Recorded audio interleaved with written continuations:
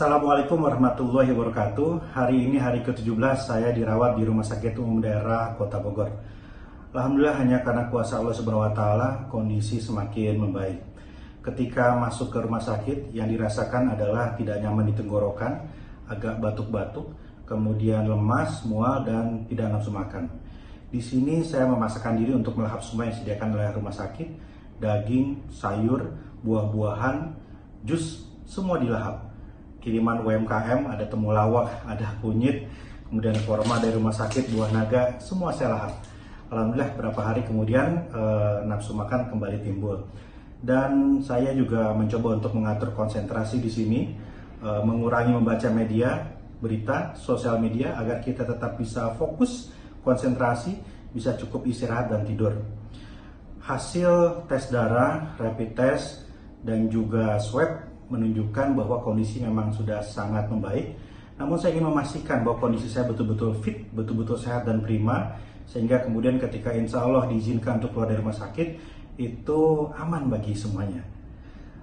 Saudara-saudara yang sangat saya cintai, wabah dari COVID-19 ini sesungguhnya memberikan kita 3 ujian yang luar biasa. Yang paling utama ini adalah ujian keimanan bagi semua. Semua pasti ada hikmahnya. COVID-19 juga ada penciptanya. Ini ujian bagi kita untuk bisa menangkap pesan dari Tuhan Yang Maha Kuasa. Ujian bagi kita untuk meningkatkan iman kita.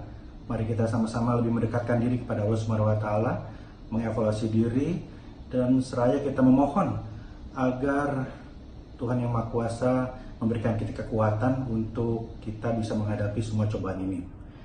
Yang kedua tentu ini adalah ujian bagi kesehatan kita. Senang rasanya melihat sekarang semua orang mencoba berikhtiar untuk hidup sehat. Makanan sehat, berolahraga, rajin berjemur, dan banyak sekali kegiatan-kegiatan yang betul-betul mencoba untuk hidup sehat.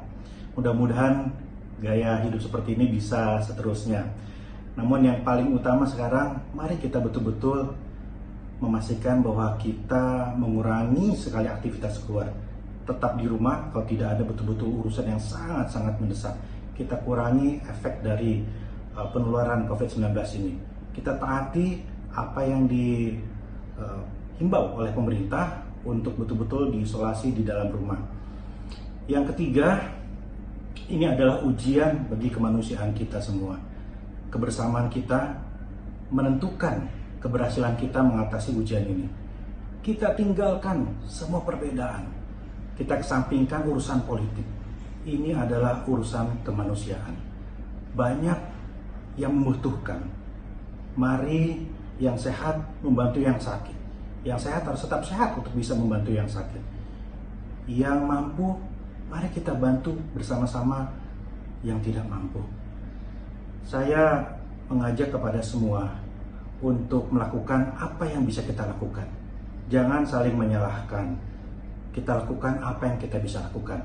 Kita sebarkan energi positif dan optimis kepada semua agar kita bisa bersama-sama bergerak cepat menanggulangi wabah COVID-19 ini.